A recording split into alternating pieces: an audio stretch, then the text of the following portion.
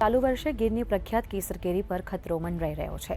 ચાલુ વર્ષે ગીરના ખેડૂતો એવું માની રહ્યા છે કારણ કે સામાન્ય રીતે ગીરની પ્રખ્યાત કેસર કેરીના આંબા પર નવેમ્બર મહિનામાં ફ્લાવરિંગ આવતું હોય છે, પરંતુ ચાલુ વર્ષે કમોસમી વરસાદ અને સતત બદલાતા વાતાવરણને કારણે હજુ સુધી ગીરની પ્રખ્યાત કેસર કેરીના આંબાના બગીચાઓમાં ફ્લાવરિંગ ન દેખાતા ખેડૂતો ચિંતામાં મુકાયા છે।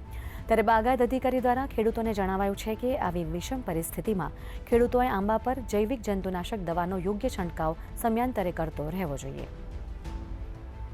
ચાલુ વર્ષની વાત કરવામાં આવે તો અત્યારનો જે સમયગાળો છે 26-27 નવેમ્બર, તો હાલ જે આંબા પાકમાં બર્ડ ઇનિશિએશન એટલે કે જે મોર છે એની કળી નીકળવાની શરૂઆતો અમુક વિસ્તારોમાં થઈ ગઈ છે। આ જે 20-25 દિવસ લેટ રહ્યું છે એની પાછળનું મુખ્ય કારણ છે ઓક્ટોબર મહિનામાં જે કમોસમી વરસાદ પડેલો છે એના કારણે જમીન છે, વાતાવરણ છે, ઠંડી પડી ગઈ અને આના કારણે જે એનો રેસ્ટિંગ પીરિયડ રહેવો જોઈએ, ખરેખર ઓક્ટોબર અને નવેમ્બર મહિનો, સપ્ટેમ્બરથી ઓક્ટોબર અને ઓક્ટોબરથી 15 નવેમ્બર મહિના સુધી જે એનો રેસ્ટિંગ પીરિયડ હોય એ સમયગાળા દરમિયાન પિયત આપવાની ભલામણ નથી કરતા। વરસાદ પણ ના પડવો જોઈએ, બાકી જમીન ઠંડી પડી જાય અને ઝાડને એક પ્રકારની સ્ટ્રેસ જે મળવી જોઈએ એ ના મળે। આના કારણે ફ્લાવરિંગ છે એ 20-25 દિવસ ચાલુ વર્ષે છે એ ગીરનું ફ્લાવરિંગ ડીલે થયું છે।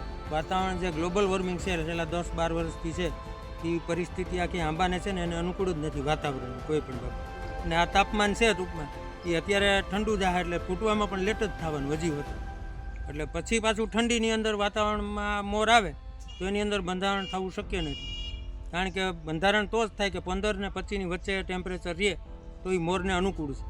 અમારે અહીં 20 વર્ષથી માંડીને 100 વર્ષ સુધીના ઝાડવા આંબાના બગીચા છે, પણ આ વર્ષે નવેમ્બરમાં જે વરસાદ થયો સાહેબ એને હિસાબે આંબાની અંદર કોર આવી ગયેલો છે અને પરિસ્થિતિ એવી છે, ગઈ સાલે અમારે ગ્લોબલ વોર્મિંગના હિસાબે આંબામાં ફ્લાવરિંગ તો આવે છે પણ સેટિંગ થતું નથી। એક આંબા દીઠ 5 કિલો કેરી નથી થતી સાહેબ, છેલ્લા 8-10 વર્ષથી આ પરિસ્થિતિ છે। અમારે અત્યારે નવેમ્બરમાં આંબા ફૂટવા જોઈએ, એ આંબા અત્યારે ફૂટ્યા નથી અને એમને પાંદડા પીડ્યા। અત્યારે જો આ ન ફૂટે એટલે ડિસેમ્બર કે જાન્યુઆરીમાં ફૂટે તો વાતાવરણની અસર બદલે એટલે એ અસર થાય એટલે એમાં જે ફ્લાવરિંગ થવું જોઈએ એ નથી થતું અને અંજામે આ 10 વર્ષ થયા આનો આ રેકોર્ડ હાલ્યો આવે। ગયા વર્ષે આવી પરિસ્થિતિ હતી, થોડી કેરી હતી તો માથે માવઠું થયું અને બરબાદ થઈ ગઈ બધી કેરી।